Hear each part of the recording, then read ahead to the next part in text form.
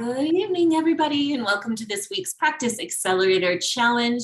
We're so excited to have you all on this week. Just want to say hey to our awesome team. Shawnee, how's it going today? Good. Regan, how are you doing today? It's been a great day. It's awesome. Love summer, and it's been a very productive day. Yeah, you're hustling today. It feels good. Yeah. Yeah, awesome. Before we get started, I just wanted to remind everybody that session 3 will be on September 16th and 17th in beautiful Salt Lake City. Salt Lake in the fall is just as magical as can be. So yeah, we can't wait to have you guys. As for announcements, I think that's all I've got. And Regan, so what are we talking about today? Lifetime patient equation or something of that nature? Yeah. So, I think the beautiful thing that happened last week is Dan was chatting about glyphosate and some of the dangers there. And, in thinking about how you're taking care of your patients, one of the things that I found that works really well is creating obviously relationships, but I'm going to show you some thinking tools that I've never shared before. And Annie, you actually saw this. I think you took the test. Did you take the test yet? I did take the test. I was like, uh-oh. I haven't. Work to do. So before people know about it, so they understand what will happen in this, in the next, 20, 30 minutes as we meet today, I'm going to share with you guys a way of thinking so that it creates a relationship with someone before they ever come to meet with you. So imagine that you are somebody who has never met me, but you and I are going to meet one-on-one, and you took that test. Mm-hmm. What did that do to your thinking when it comes to your health? It really put me in check with where I am inside of my body and like what I need to work on. Like it made me get really real with that. It made me think about like whether or not I had like the proper support, or even if I had a direction to go, or if I was overwhelmed, like I know I need to change, but what do I do with it? So it sparked a really beautiful thought process, really holistically, from do I have support? Do I know what to do? Am I really feeling good, or am I kind of dragging my feet? So it was a really good emotional, real journey. I was like, ooh, I got some work to do myself. Yeah.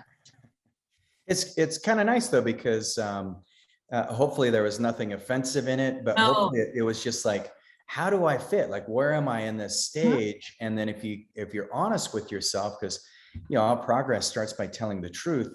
Sure. But the whole goal on that is to say, okay, where am I now and where do I want to go, so that you can create a bigger future. Shawnee, did you get a chance to take the test?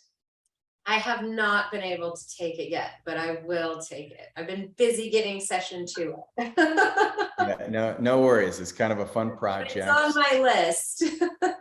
Okay. That's why I liked it. The test was really digestible and easy to go through, but it made me get really real, but not in a way that like wanted me to shut down. You know how sometimes when things get a little too real, I'm like, ooh, yeah. It wasn't like that. It was just like, okay, I've got work to do.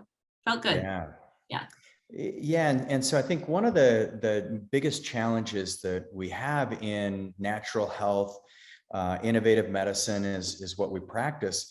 But the biggest challenge we have is creating a relationship with that individual before they actually show up to see us. Because sometimes they show up to see you and they're like, well, I thought you just did acupuncture. I thought you were just a functional medicine clinic, or I only thought you worked on hormones. But if you can create a relationship through asking great questions before someone meets with you, that's really where you accelerate the process, and then you can create lifetime relationships. So I'm going to share with you guys this tool, and we can have a little conversation. And Shawnee, maybe you can just grade yourself as you go through it, because it might be kind of fun for you to just kind of look at it. I won't put you on the spot and ask you directly, but so this will be my newest book.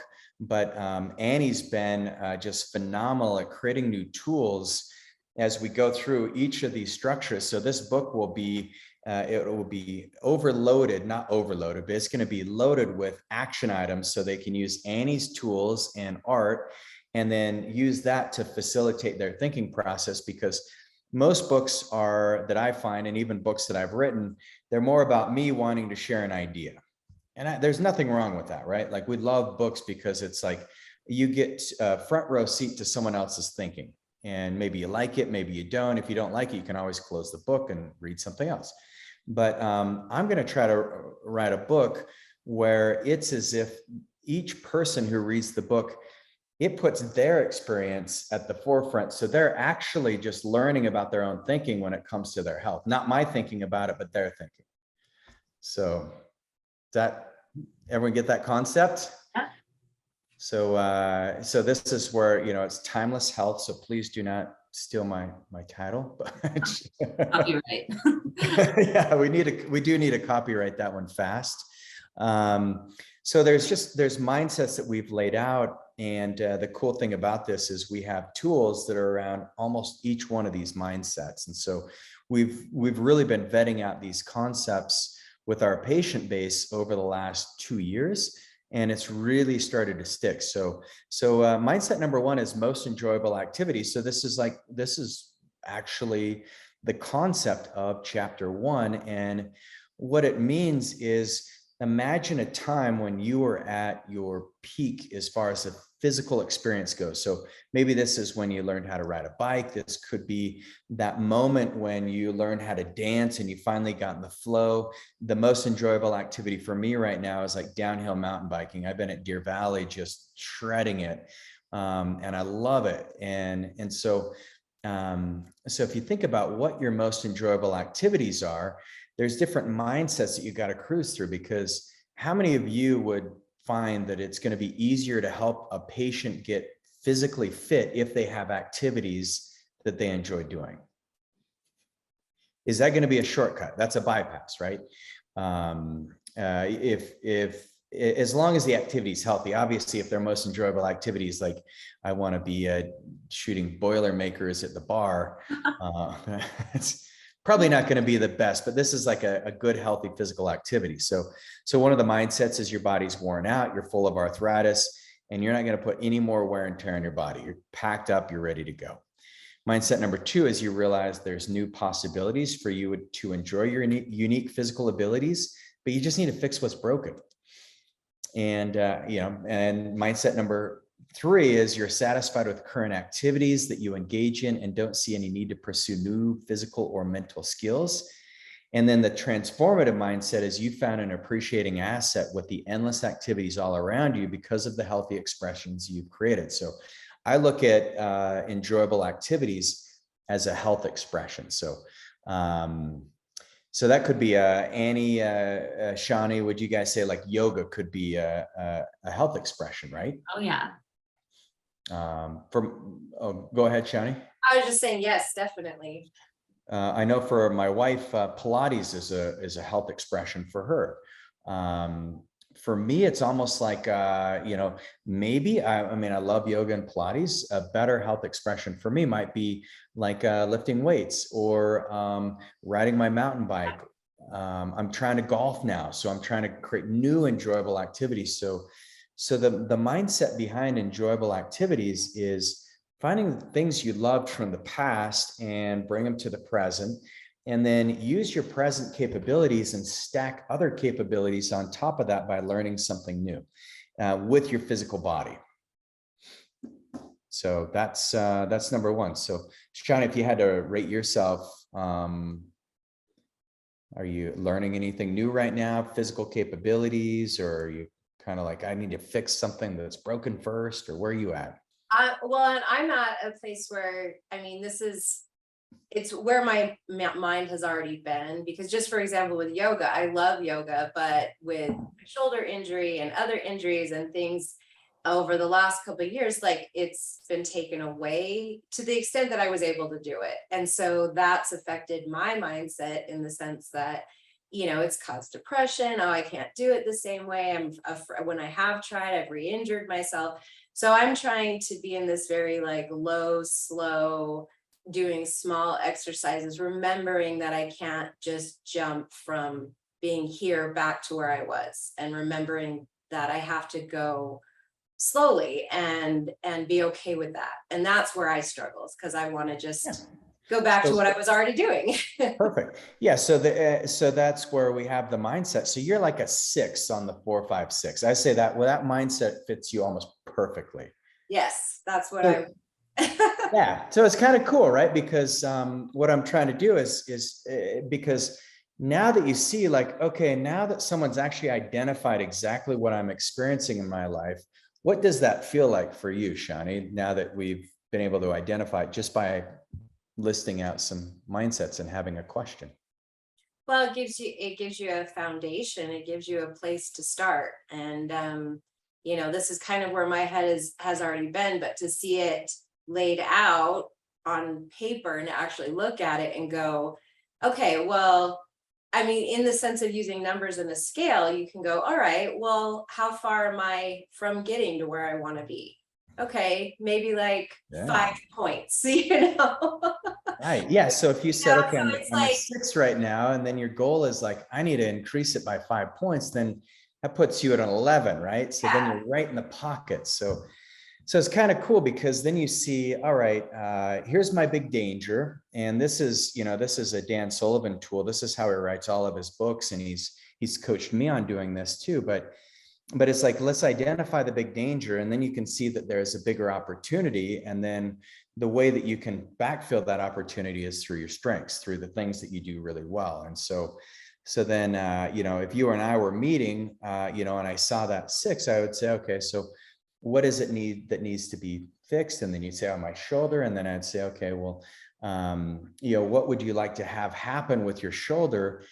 Imagine we're sitting here 3 years from now, and this is the DOS question that we have in the new patient paperwork that I'd say, what would you like to have happen with your shoulder in order for you to be happy with your progress? And so I'm going to ask you the question, Shani, but what would you like to have happen with your shoulder in order for you to be happy with it, 3 years from now? I want it healed. I want my old Okay. shoulder back. Okay. I want to feel, I mean, because once upon a time, everything that I did was upper body related, lots of pulling up and, and chaturangas, and it was all strength. And it was my right side was my dominant side and my strongest side. And so, and I'm also taking it like on a spiritual level too, like, okay, well, what was I doing that I was putting too much energy into that I caused it to be able to get injured in the first place? And so yeah.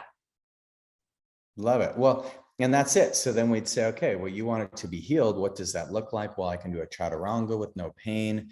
I can move freely. I've got full range of motion. I can sleep on my side. By the way, there's an interesting study that came out that they found that sleeping on your left side might actually help prevent Alzheimer's disease because of the lymphatic circulation in your brain. It's better for sleep apnea, better for a litany of things. And so as someone who's suffered multiple rotator cuff tears in both of my shoulders, side sleeping has not been easy, but I've been doing it more based on that study. So then we would say another motivating factor, right, is, hey, Shani, imagine that we got your shoulder fixed, and then it would be easier to sleep on your side, and you could maybe do some good for your brain as well. So for some people, that would be like, yes, because the more you can stack on possibilities, then it just puts you more in the driver's seat. So you see all the benefits of actually taking action on this. Yeah, definitely. Yeah. So it's just a game, right? It's kind of fun. Yeah. It's because healthcare gets so dry in the way we ask questions, the way that we try to understand our patients is what we're taught in school. And I can tell you that that's, it's a commodity-based thing. And that's what innovation, I shared in our Signal group that I'm reading a new book on innovation, but people pay for two things. Either they pay for an innovation and they'll pay a premium for it, or they pay for a commodity and then they want to pay the lowest price possible. And so in innovative medicine, we've got to increase our value, and you can't increase your value by saying, oh, I've got the shiniest new biohacking equipment, or I've got this cool HBOT machine. That's not, those are innovations, but really the innovation comes by the way that you create the relationship with the patient up front. Because Annie, I don't know if you felt some creativity as you went through this, but did it generate any kind of enthusiasm about if it's weird saying working with me because you've worked with me for like 12 years, but did it refresh some enthusiasm? It did, though. It really did, because it just like, even just taking the test and sitting in my own space and my own like truth with this, it made me so just it reminded me why I'm so connected to this process and why we do what we do. Hey everybody, Regan Archibald here. I hope you enjoyed the Go Wellness show and maybe learned a couple things you could apply to your practice. If you're a healthcare entrepreneur who wants to work in an academic think tank with like-minded humans who are just like you, looking to provide better service, better quality of care for your patients, reach us at info@gowellness.com and we're happy to do a free practice analysis for you.